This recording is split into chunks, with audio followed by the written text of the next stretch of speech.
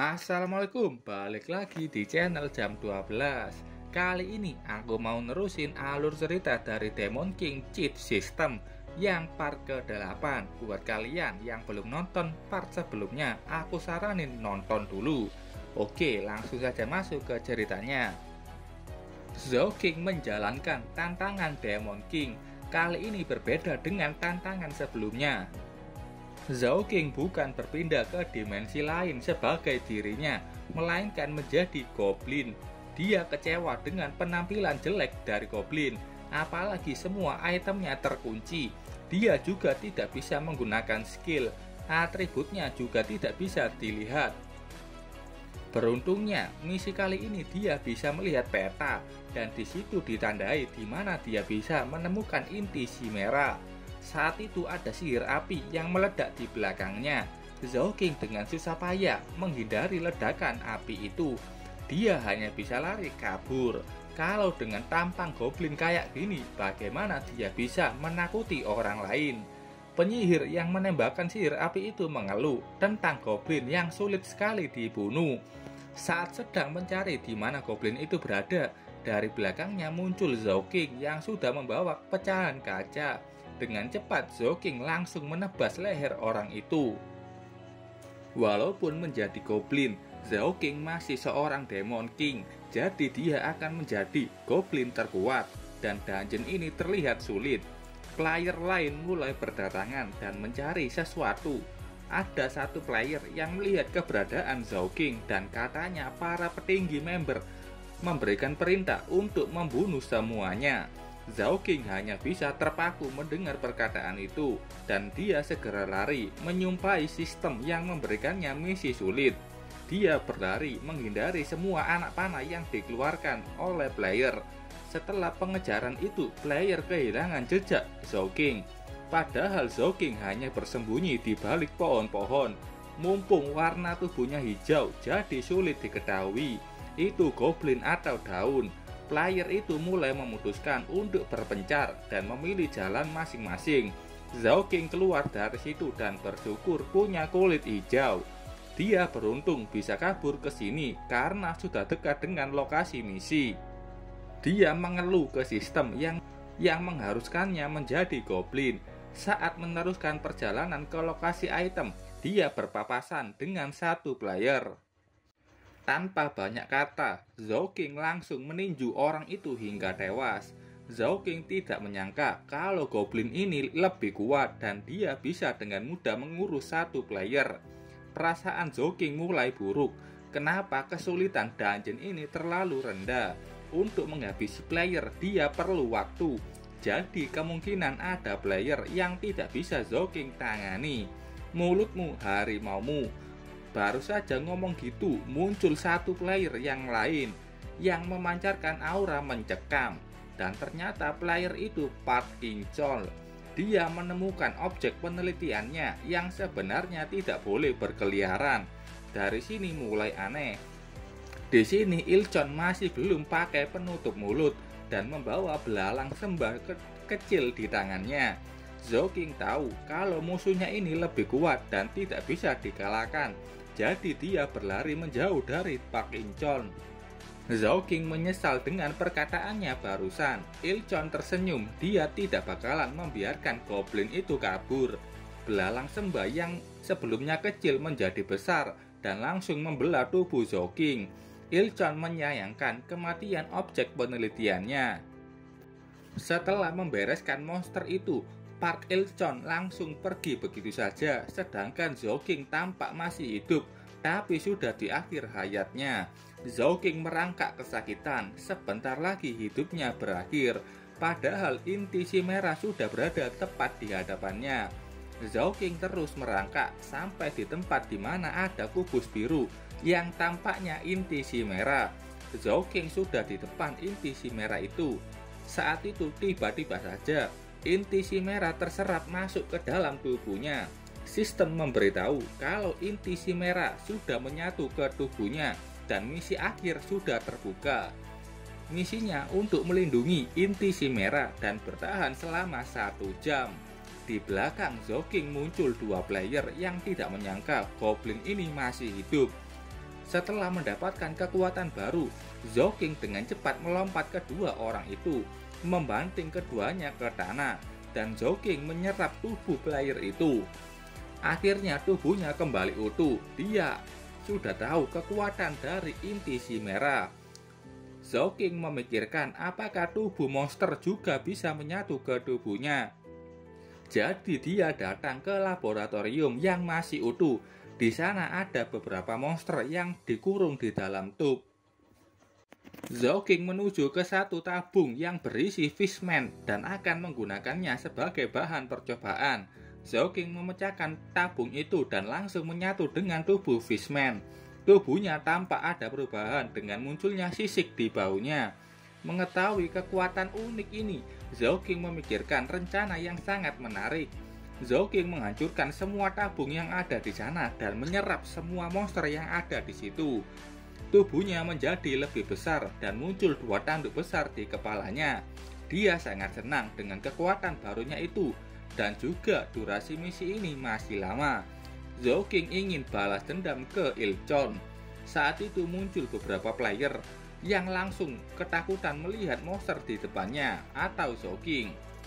Monster, aku bukan monster, aku mimpi buruk kalian, begitu kata Zhou King. Dia langsung membantai semua player yang ada di situ. Setelah itu, Zhou King langsung menyerap tubuh player itu. Il-chon yang sudah berada di situ bertanya-tanya, dari mana monster ini berasal dan apakah dia yang menyebabkan masalah ini? Sepertinya kau tidak mengenaliku. Itu wajar karena aku sudah banyak berubah. Il-chon akhirnya tahu kalau goblin itu adalah goblin yang sebelumnya dia bunuh. Dia bertanya apa yang sebenarnya terjadi kepadanya. Zhou King bilang, kau tidak perlu tahu, lebih baik cemaskan dirimu sendiri. Saat itu belalang sembah sudah menyerang Zhou King dan Zhou King dengan mudah membunuh belalang itu. Tapi dia tidak bisa bergabung dengan belalang karena adanya batasan. Dan sepertinya ini adalah batas untuk goblin bisa berkembang. Mengetahui teknik itu, Il-chon yakin kalau goblin ini menggunakan inti si merah. Tentu saja Il-chon tahu inti si merah itu apa. Inti si merah punya banyak kelemahan. Kelemahan pertama hanya bisa digunakan oleh monster. Tapi kelemahan terbesarnya adalah sebelum mengatakan perkataannya, Il-chon sudah bergerak cepat, berada di depan Zhou King dan memberinya pukulan yang sangat kuat. Zhou King yang terkena itu bingung berapa level Il-chon sebenarnya. Il-chon sudah berada di belakangnya. Dia bilang saat menghadapi player Awaken level tinggi, tidak masalah berapa banyak pun kau berkembang, semua akan sia-sia. Il-chon mengeluarkan belatinya dan dengan sangat cepat sudah memberikan banyak tebasan ke tubuh Zhou King. Menerima itu, Zhou King menyesal sudah bersikap sombong. Dia tidak menyangka Il-chon ini Awaken dan tidak heran misinya menyuruh hanya bertahan selama 1 jam. Karena dia tidak akan bisa mengalahkan Il-chon. Zhou King berhasil selamat setelah memulihkan dirinya. Ini salah satu kemampuan dari Dragon Lizard yang punya regenerasi tinggi. Il-chon senang melihat itu dan ingin memutilasi dan meneliti tubuh Zhou King. Zhou King masih bisa berdiri. Dia langsung menggunakan kemampuan Smoke Ghost Thought yang bisa mengeluarkan banyak asap. Il-chon sudah tahu rencana Zhou King yang ingin bersembunyi dan menyerangnya secara diam-diam. Tapi itu tidak benar. Itu terlalu berlebihan. Kalau melawan musuh yang kuat, satu-satunya cara untuk menang adalah kabur. Zhou King harus lari dan mengulur waktu sampai misinya selesai. Saat itu ada tali-tali aneh yang mengikat Zhou King dan dia pun tidak bisa bergerak. Zhou King bingung kenapa tali ini begitu kuat dan sebenarnya apa profesi Il-chon. Il-chon tidak menyangka goblin ini lari dan bilang sudah nasib goblin ini untuk diburu. Kukunya memanjang dan langsung ditusukkan ke perut Zhou King. Itu adalah racun penghancur dan akan membunuhnya dengan rasa sakit yang begitu hebat. Tapi saat itu Zhou King yang tidak ingin mati sendirian, tubuhnya membesar dan langsung meledakkan dirinya sendiri. Ilchon berhasil selamat dari ledakan itu dan tubuhnya penuh cairan hitam. Cairan hitam yang ada di bawah wajahnya membuat kulitnya mengelupas. Zhao King selamat dari ledakan itu dan wujudnya menjadi kecil. Zhao King sangat senang melihat wajah Ilchon yang hancur. Wajahmu tambah tampan sekarang. Ilchon sangat marah dengan itu. Zhao King membuat wajahnya menjadi jelek dan bersumpah akan menyiksa Zhao King lebih mengerikan dari kematian. Ilchon menggunakan skill Parao Curse. Muncul banyak serangga emas kecil dari mulutnya dan menyuruh mereka untuk melahap Zhao King. Saat itu Zhao King tiba-tiba saja bilang, tipe serangga dan awaken player. Aku akan mengingat informasimu dan saat aku menemukanmu, aku pasti akan membunuhmu. Ilchon hanya tertawa mendengar ocehan dari goblin di depannya dan dia menggunakan belatinya lagi. Ilchon langsung memberikan tebasan kuat untuk membelah kepala Zhao King, tapi itu seperti tidak mengenainya. Zhao King senang karena dia tahu sudah menang. Waktunya sudah habis dan misinya bertahan hidup berhasil. Sebelum kembali, Zhao King bilang, ingat kata-kataku, aku akan menemuimu lagi. Setelah itu, Zhao King kembali ke tempat sebelumnya. Dia menyelesaikan misi tingkat menengah dan mendapatkan telur monster misterius dan juga alat penggabungan Chimera. Telur ini entah monster apa yang akan keluar nantinya, tapi ada aura kuat di situ dan perlu kehangatan untuk menetaskannya. Zhao King lebih senang dengan hadiah alat penggabungan Chimera yang bisa menggabungkan monster dan makhluk lainnya, mengembangkan menjadi spesies baru. Zhao King langsung menemukan ide bagus dengan menggunakan inti Chimera ini. Hari ini tepat pas dungeon Boneyard sudah pulih, berarti sudah 7 hari semenjak dungeon perubahan profesi. Zhao King membuka dungeonnya dan langsung memasuki dungeon. Kalau mencari monster, maka dungeonlah tujuannya. Zhao King punya dungeon sendiri dan waktunya mencari tahu kegunaan item inti Chimera. Dia akan menggabungkan monster di sini dan melihat hasil apa yang dia dapatkan. Zhao King punya 4 jenis monster yang ada di dungeon Boneyard. Yang paling lemah ada zombie, ada juga skeleton magician yang bisa menggunakan sihir, lalu monster elite sudur dan bos terkuatnya skeleton demon dragon. Zhao King mencoba menggabungkan 2 zombie terlebih dahulu. Keduanya sudah bergabung dan menjadi lebih kuat, berotot dan kuat. Tapi Zhao King masih ingin lebih kuat lagi. Jadi dia terus menggabungkan semua zombie-zombie itu sampai dia menciptakan zombie king dengan level 25. Ada 4 zombie king yang dia ciptakan dan ini sudah di tingkat elite. Zhao King mencoba menggabungkan 2 zombie king, tapi penggabungan itu gagal. Itu sudah mencapai level penggabungan monster tertinggi. Jadi kalau zombie evolusi puncaknya sampai ke zombie king. Ini sama seperti sebelumnya, Zhao King yang jadi goblin. Dia sudah banyak menyerap player dan monster, tapi dia akhirnya tidak bisa berkembang lagi. Zhao King mencoba lagi dengan menggabungkan sutur dan skeleton magics. Dan hasilnya General Sutur Magis level 30. Zhao King terus menggabungkan monster-monster yang dia punya. Skeleton Magician terus dia gabungkan dan dia yakin pasti menjadi lebih kuat.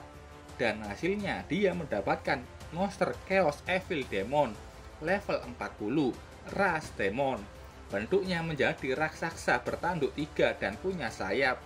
Saat itu Bone Dragon turun mendekatinya. Karena bagi Zhao King yang paling penting di sini Bone Dragon. Apa yang terjadi kalau dia menggabungkan Bone Dragon ini? Semua monsternya sudah habis dia gabungkan dan hanya ada 4 zombie king yang bisa digabungkan dengan Bone Dragon. Saat itu sistem muncul memberitahu kalau adanya player yang masuk ke dalam dungeon. Zhao King sangat senang karena dia membutuhkan material penggabungan untuk Bone Dragon. Sementara itu di tempat lain ada satu party yang sudah masuk ke dalam dungeon Boneyard. Kaptennya yakin bisa menaklukkannya. karena sebelumnya Yanwu sudah membuat strategi penyerbuan sebelumnya. Saat itu dari asap muncul sebuah zombie. 2 orang sudah maju, tapi mereka dengan mudah terpental. Mereka terkejut. Ternyata itu bukan hanya sekedar zombie, itu raja zombie.